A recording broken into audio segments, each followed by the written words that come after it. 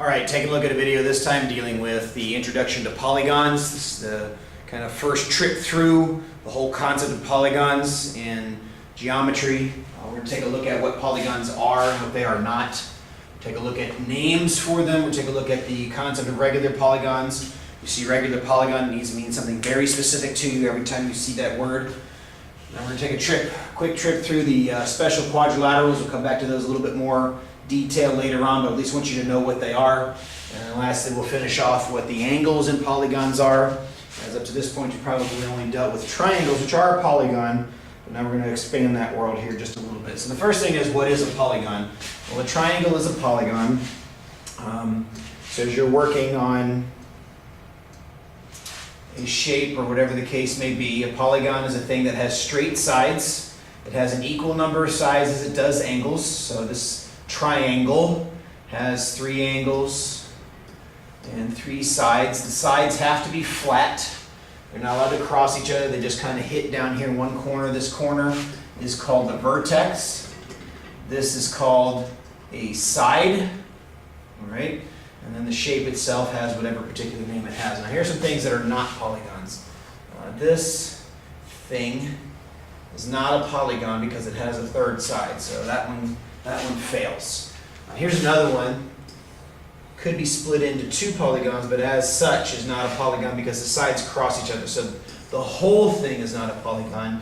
Yes, there's a triangle here. Yes, there's a triangle there. But if you consider this shape with 1, 2, 3, 4, 5, 6 sides, this thing is not a polygon because the sides end up crossing each other. Because of that situation where the sides are crossing, it's not a polygon and it violates the rule there.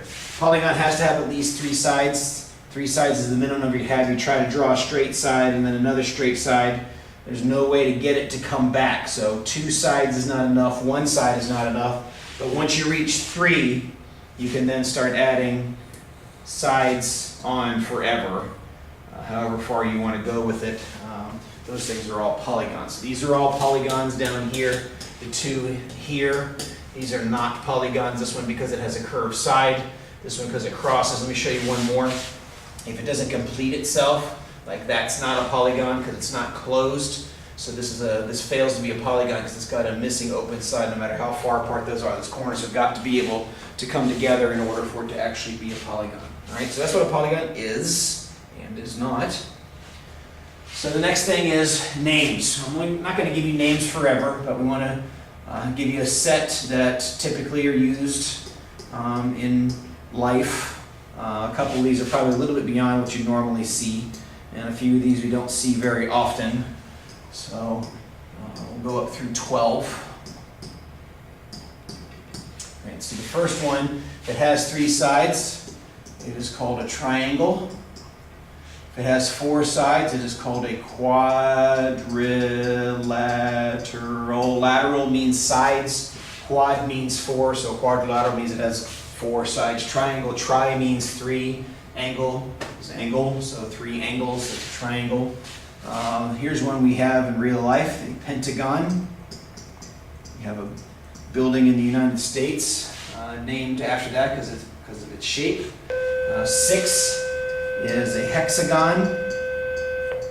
Bees use these in their building. 7 is a heptagon. You can also call it a septagon. The word September. September used to be the 7th month. That's why it's called September. So just be aware of that. It's now the 9th month. I get that. There's a reason for that too. Caesars thought they were more important than actually counting correctly. 8 is an octagon. This occurs on stop signs and some MMA type fighting uses an octagon shaped cage or whatever the case is. Excuse me. 9 is a nonagon. Don't see this one very often in real life. You don't see the heptagon or the nonagon very much. 10 is one most of us know is a decagon. Just reminding you of this, October used to be the 8th month, octagon, now it's the 10th month now. November That same root word has 9, deca. December used to be the 10th month until the two Caesars, Augustus and Julius, July and August, got inserted in the middle of all that. 11 is a hen decagon. Hen is in the chicken, and then thrown on the front of decagon. And then 12 is doe decagon. So maybe that means like 2 plus 10, 1 plus 10 is where those names come from. All right, so those are the names of your polygons. As they get more and more sides, they're kind of really hard to draw. I'm good up through about hexagons. When I get a hexagon out, and by the way, a hexagon doesn't have to be necessarily like that. You can do things like this. Extend one of the sides is still a hexagon, even though it does some of these silly things like that. And that brings us to two other vocabulary words, and I'll go ahead and do it on this slide. You have convex, and you have concave. Convex is like these two things down here. Convex means that the shapes or the corners all point out. So all the corners on the inside are less than 180 degrees. Less than 180 degrees, less than 180 degrees. Concave means there's a little cave in. It caves in. Your interior angles, you have a small angle here, a small angle here, and a small angle here. But this angle on the inside is bigger than 180 degrees. That means it's a reflex angle on the inside. Concave. Another way to think about concave is that there's a cave, so there's a little place for you to hide. So convex is what we normally deal with. All the corners are pointing out, like this arrow is pointing out. This one, the arrow is pointing in, so that makes it concave. You won't use concave a whole lot. Convex is normally what we deal with. These are convex hexagons. Here's a concave hexagon. It is a hexagon, but it's concave because it's pointing in upon itself. All right? And it takes us to a very easy concept. Whenever you see the word regular, it means something extremely specific, just like midpoint, bisector, things like that. This word has a very, very specific meaning. So if you see the word regular hexagon, this word regular means something very, very, very specific. It means that it has two things.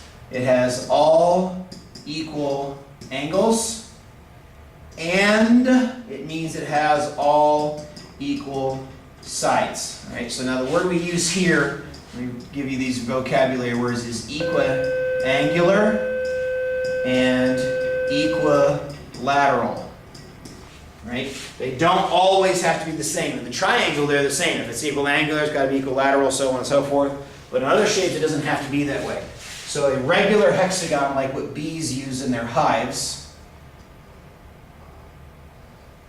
Now that's not a very good drawing. But what that means is all my sides are the same, if they were, and all my angles are the same as that goes around. So if all equal sides and all equal angles as you head around here, it gives you a regular hexagon being used in that case. Now, I can have one and not the other. It's possible. I can have all equal angles, so I could draw a hexagon. It's a little bit longer. Hexagons are easy to draw. That's the reason I'm choosing those. So here I have all equal angles, but the sides aren't. I've got two that are elongated. It's kind of stretched this way. You can also have all equal sides, but not all equal angles, as in the case of the rhombus. You have sides that are all the same, but you don't have angles that are all the same all the way around. So it's possible not to have both of these at the same time. In a triangle, it's impossible. For every other shape, it's possible to have one and not the other. To be regular means you have to have both. You're only a regular polygon if all the sides and all the angles are the same. All right, so that takes care of regular. That takes us to our special quadrilaterals. Now, quadrilateral is a special subset of polygons, as triangles are. When you have triangles, you have equilateral triangles, isosceles triangles, scalene triangles, right triangles, etc., etc. Quadrilaterals also have kind of their own special grouping of things that we use a lot. The reason we use a lot of quadrilaterals and a lot of triangles is because we build with them. We use triangles as supports to help hold things up. They make for strength. Quadrilaterals is the world we live in. The classroom I'm teaching in, the board I'm working on right now, the desks all around me in here are generally going to be in the quadrilateral realm. A lot of things we do are quadrilaterals because as we walk around, we have an even roof over our head and we have a parallel floor, and then we normally have these sides to hold up the roof, and that's where your rectangle kind of sort of comes from. So there's a lot of special quadrilaterals just because we use them a whole lot in different things that we do. All right, so first thing is quadrilaterals themselves. This simply means it has 4 sides, and if that's all we know, then it's just simply a quadrilateral. All right, from that group breaks off a couple of different groups. All right, one group is the trapezoids. A trapezoid has 2 parallel sides, but only 2 parallel sides. From there, you can also have a parallelogram. And from here, you can also have a kite. And I'll define all these here more in just a second for you. So these are separate categories. Trapezoids has 1 set of parallel lines. Parallelograms have 2 sets of parallel lines. Kites have no parallel lines, but they do have some things that are dealing with their angles. From the trapezoid, you get a second shape. It's called the isosceles trapezoid. It's a trapezoid that also has 2 sides that turn out to be the same. From the parallelogram, you can break into 2 groups. The first group you can break into is the rectangle. Second group you can break into is the, sorry to spell that wrong, rhombus.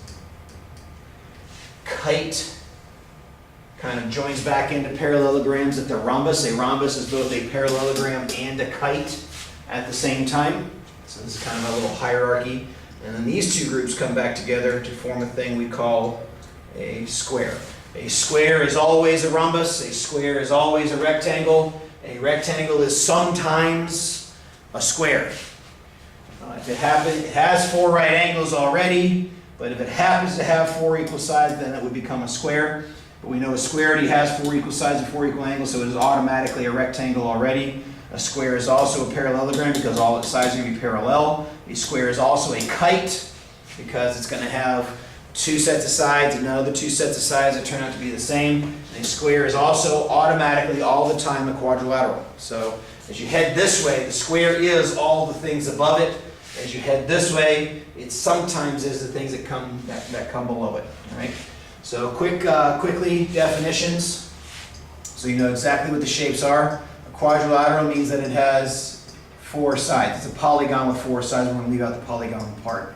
The kite has 2 pairs of equal adjacent sides. So a kite looks like this. This is not the only way you could draw it, but that's an example of a kite. A kite looks like that, looks like a kite. A trapezoid, which I like to call zoids. This has 2 parallel sides. An isosceles trapezoid, or an izoid, has 2 parallel sides and 2 equal legs. Right, so let me show you that. So a trapezoid by itself just has 2 parallel sides, but if those 2 parallel sides, those are called bases, but you also happen to have these 2 sides be the same, that's what makes it isosceles, kind of like an isosceles triangle that's been cut off, so to speak. So your parallel sides are your bases, the other 2 sides are called legs when you're dealing with your trapezoid. Okay, your parallelogram, which I'll abbreviate like that. Parallelogram has 2 pairs of parallel sides. A rectangle has 4 right angles. A rhombus has 4 equal sides. And a square has both. You can call it a rectangular rhombus if you want to. 4 right angles and 4 equal sides. All right, so there's that. Special quadrilaterals all the way through. Please make sure you kind of get a gist of what's going on with the flow chart here. Things as you head up, a square is a rectangle, it is a rhombus, it is a kite, it is a parallelogram, and so on and so forth. And as you head down, it might be those shapes if it happens to have the right qualities or properties. All right. So finishing off here now, I'm going to talk about polygon angles, which is kind of a general overview of polygons. We talked about triangle angles. If you have two equal sides, you have two equal angles. If you have junk angles and you have exterior angles and you have interior angles, are always 180 and so on and so forth. So what happens when you get more sides? Is it like a triangle where it's always 180 and 720 and that kind of stuff? Or is there something else that goes on there? So let's talk with a shape this time, and we'll go ahead. Just like a triangle, it has interior, exterior, and junk angles. This is a pentagon, nothing special about it, but it does have interior angles just like a triangle would have. The exterior angles are just like on a triangle. They're the ones that are attached to the sides. These are called the exteriors. And then there wasn't a name for these. Junk is a name I gave up for them. Makes it easy to remember. Junk and interiors are the same. You have two exterior angles that are the same as you go all the way around the shape. Now, interestingly, the sum of the exterior angles is still 720 degrees. Whether it has 5 sides, 3 sides, or 495 sides, doesn't matter. The sum of the exterior angles of a convex, pointing out, polygon is always going to be 720 degrees. That never changes. Ever. Doesn't matter how many sides there are. And if you're in an advanced geometry class, you can prove why that turns out to be true. It's really kind of interesting that that happens, right? Just like on triangles, the junk sum is equal to the interior sum. I'll just leave that property like that. An interior angle, or the sum of the interior angles, is equal to n minus 2 times 180. Now this one does change. N stands for the number of sides. Right? The number of sides, subtract 2 times 180, tells you the sum of the interior angles. So in a triangle, it has 3 sides. Subtract 2 times 180. 1 times 180 is 180, so that's where your 180 from a triangle partially can come from. That doesn't prove that property. But that 180 comes from triangles, and I'll show you how here in just a second. So in this case, I've got a pentagon. Pentagon has 5 sides, so n is equal to 5. If n is equal to 5, 5 minus 2 is 3. 3 times 180 tells me the sum of the interior angles is 540 degrees. 3 times 180 is 540. Now here's some other ones that you already know. Let's say I had a rectangle or square or something else like that. This thing has 4 sides. 4 minus 2 is 2. 2 times 180 is 360 degrees. The sum of the interior angles is 360 degrees. Now there's a reason for this, why it's multiplied times 180. Let me draw you a shape that's not quite so complicated. So let's say I've got a, we'll go with pentagon here.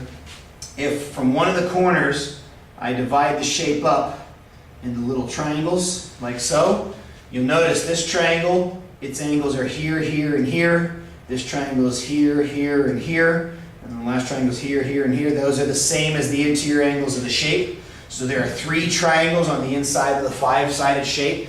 There are 2 less triangles than the number of sides. That's where the minus 2 comes from. So if this is 180 degrees here, and this is 180 degrees here, and this is 180 degrees here, the total is 540. That's where your formula n minus 2 times 180 comes from. Now I want to show you 2 more things here real quick to show you some other ways that you can solve or even figure out how many sides a shape has. But these properties I'm about to give, so I'm going to draw a little line here, are for regular polygons. Regular polygons, right? Regular polygon, remember, has all equal sides and all equal angles. These properties are true for any shape.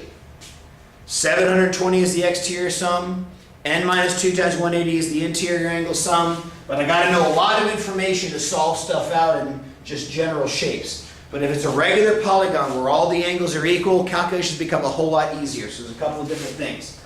Now this is different. Notice this one says sum of the interior. This time I'm going to write each interior is n minus 2 times 180 divided by the number of angles. That's not the sum of the interiors, that's the measure of each interior. Same formula. Here's the sum of all of them. But if I divide by the number of each one, since they're all the same, that gives me the measure of each interior. So if I'm given the interiors, I can find the number of sides. If I have the number of sides, I can find each interior, but only if it's a regular polygon. Before it said sum of the exteriors, this time I'm going to tell you each exterior. This formula is tough to use sometimes, but it shouldn't be. Each exterior, the sum of the exteriors is 720 degrees. If I divide that by 2 times the number of sides, then that will give me the measure of each exterior angle. So if I know each exterior angle, I can figure out how many sides there are. If I know how many sides there are, I can find out the measure of each exterior angle. Now the question a lot of students ask me is, why is there a 2n here? Well, it's because there are 2 exteriors at each vertex. If I come to a shape, when I look at a particular vertex, there's 1 interior, there's 1 junk, and 2 exteriors. That's where the 2n comes from. This formula can be simplified into 360 divided by n will also give you the measure of each exterior angle. Don't care which of the 2 formulas you know or use, but that's how you can figure out how many sides there are based on the measure of the exterior angles. Okay? Well, that's that. That's a good bit of information, a lot of vocabulary, interior, exterior, junk, number of sides determines things, the quadrilateral hierarchy, and then some formulas to remember about the angles. None of this is killer information, but make sure if you have any questions you talk to your teacher. Until next time, see ya!